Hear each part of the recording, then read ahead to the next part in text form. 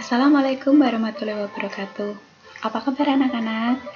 Ibu mendoakan semoga anak-anakku selalu dalam keadaan sehat, selalu dalam lindungan Allah, dan tentunya selalu semangat belajar ya.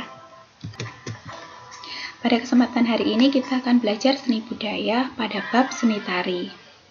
Sebelum kita mengawali pembelajaran, alangkah lebih baiknya kita berdoa terlebih dahulu. Berdoa, kita mulai. Berdoa selesai.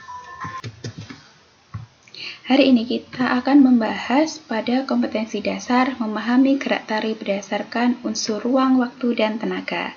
Dengan tujuan pembelajaran, anak-anakku diharapkan mampu untuk mengidentifikasi elemen gerak tari berdasarkan unsur ruang, waktu, dan tenaga, dan mampu mendeskripsikan elemen gerak tari berdasarkan unsur waktu, ruang, dan tenaga. Nah, sebelum masuk pada materi, Ibu ingin bertanya terlebih dahulu. Apa itu seni tari? Kira-kira anak-anakku tahu nggak apa yang namanya seni tari? Yuk kita cerita bersama ya. Nah, untuk mengawali pelajaran, Ibu ingin kalian membandingkan kedua gambar ini. Termasuk untuk menjawab pertanyaan tadi ya. Nah, Ibu ingin kalian membandingkan kedua gambar ini. Dari kedua gambar ini, manakah yang termasuk dalam gerak tari? Dua gambar ini merupakan gambar orang yang sama-sama sedang melakukan gerak. Tapi mana di antara kedua ini yang merupakan gerak tari? Yang mana? Ya, betul sekali, yang kanan ya. Nah, sekarang pertanyaan selanjutnya dari Ibu. Apa yang membedakan di antara kedua gambar tersebut yang bisa sebagai ciri anak-anakku membedakan mana yang namanya gerak tari, mana yang bukan? Kenapa anak-anakku bisa mengatakan kalau yang kanan itu gerak tari dan yang kiri itu bukan? Apa ayo? Nah, untuk menjawab pertanyaan tersebut, sekarang kita pelajari dulu poin-poin penting dari seni tari. Poin pertama, jika kita bicara seni tari, maka kita bicara tentang gerak. Gerak sendiri merupakan elemen dasar dari tari. Ingat ya nak, jika kita bicara tentang seni tari, berarti kita bicara tentang gerak. Poin kedua, apa yang diungkapkan melalui gerak itu? Kira-kira apa? Pikiran, perasaan. Berarti poin kedua adalah ekspresi jiwa. Jiwanya siapa? Si manusia, karena penarinya adalah manusia. Kemudian poin ketiga adalah gerak ritmis dan indah. Nah, poin ketiga adalah ritmis dan indah, karena setiap gerak yang diungkapkan melalui seni tari itu pasti akan indah, pasti akan ritmis, tidak hanya gerak seperti biasa, ya. Maka dari itu, apa yang namanya seni tari? Seni tari ialah ungkapan jiwa manusia yang diungkapkan melalui gerak ritmis yang indah. Jadi, ini merupakan jawaban dari pertanyaan Ibu yang di awal tadi. Mengapa anak-anakku bisa membedakan mana yang namanya gerak tari, mana yang bukan? Karena kalau yang namanya gerak tari itu sudah diolah sedemikian rupa menjadi gerak yang indah, gerak yang enak untuk dilihat, tidak semata-mata ketika kita berjalan gerakannya seperti benar-benar orang berjalan, tetapi diolah sedemikian rupa sehingga menjadi gerak yang indah, gerak yang enak untuk dinikmati. Jadi seperti itu ya nak. Jadi antara berjoget dan menari itu dua hal yang berbeda. Semua orang bisa berjoget, tetapi belum tentu semua orang itu bisa menari. Pegang konsep itu ya. Selanjutnya kita akan belajar mengenai elemen seni tari. Ada 4 poin penting, 4 elemen penting yang harus dikuasai oleh seorang penari. Ini wajib hukumnya. Yang pertama adalah wiraga, berhubungan dengan gerak, karena raga ya. Ini ada ruang, waktu, dan tenaga. Kemudian yang kedua adalah wirama, irama, berhubungan dengan iringan musik. Yang ketiga adalah penjiwaan, yaitu wirasa. Yang keempat adalah wirupa. Wirupa itu melingkupi dari tata rias dan tata kostum. Nah, hari ini kita akan membahas mengenai wiraga pada lingkup ruang, waktu, dan tenaga.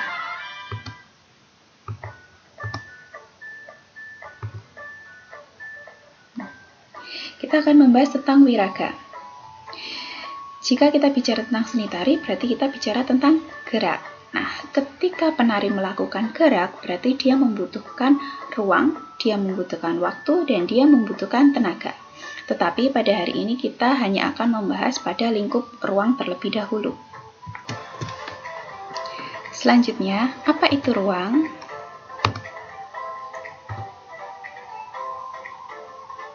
Ruang dibedakan menjadi dua. Yang pertama adalah ruang gerak dan yang kedua adalah ruang panggung. Ruang gerak sendiri merupakan bentuk yang dihasilkan penari setelah melakukan gerakan. Sedangkan ruang panggung adalah ruang sebagai tempat pentas. Jadi ketika seorang penari melakukan gerakan, dia ke kanan, ke kiri, ke depan, ke belakang, ke samping, itu berarti dia melakukan ruang gerak. Sedangkan tempat untuk pementasannya disebut ruang panggung atau biasa kita sebut dengan stage. Selanjutnya, di dalam ruang gerak itu sendiri dibedakan menjadi dua.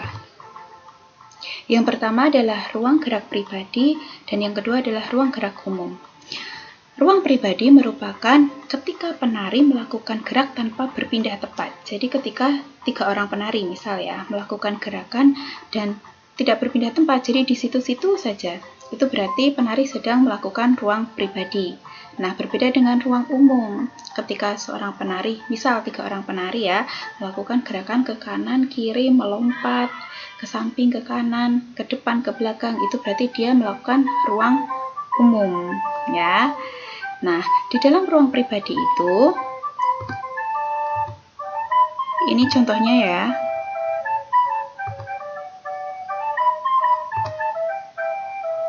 Nah, di ruang pribadi ada contohnya yaitu tari saman. Saman dari mana? Ya, dari Aceh. Nah, seperti yang kita ketahui, tari saman itu tidak berpindah tempat ya, Nak. Jadi hanya di situ saja. Maka dia melakukan ruang pribadi. Kemudian di sebelah kanan kita terbang dari Aceh menuju Papua. Ya, itu adalah tari sajojo di mana penarinya aktif melakukan gerak ke kanan, kiri, depan, ke belakang sehingga dia melakukan ruang umum. Selanjutnya, di dalam ruang pribadi itu juga dibedakan menjadi dua, Nak.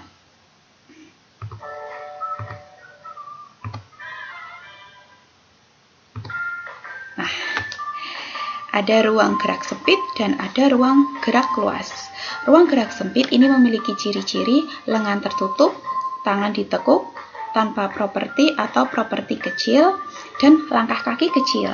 Nah, sedangkan ruang gerak luas, kebalikannya, lengan terbuka, tangan direntangkan ke kanan dan ke kiri, menggunakan properti besar dan langkah besar. Kemudian, apa contoh tari yang bisa menunjukkan ruang gerak sempit dan ruang gerak luas? Nah, ini adalah tugas anak-anakku selanjutnya. Tugasnya adalah, silahkan mencari masing-masing satu contoh tarian yang menunjukkan ruang gerak sempit dan ruang gerak umum. Kemudian, berilah gambar beserta penjelasan perbedaan dari kedua tarian tersebut. Mengapa yang satu bisa disebut menunjukkan ruang gerak sempit dan yang satu bisa menunjukkan ruang gerak umum. Itu dijelaskan ya. Kemudian yang ketiga, cantumkan nama lengkap, nomor absen, dan kelas. Dan terakhir, kirimkan tugasnya melalui Google Classroom atau bisa WhatsApp Ibu. Ibu berikan waktu untuk mencatat tugasnya ya. Demikian pelajaran hari ini. Untuk pertemuan selanjutnya kita akan membahas mengenai waktu dan juga tenaga. Semoga apa yang Ibu berikan hari ini bisa bermanfaat dan jangan lupa dikerjakan tugasnya ya. Terima kasih. Sampai ketemu lagi. Wassalamualaikum warahmatullahi wabarakatuh.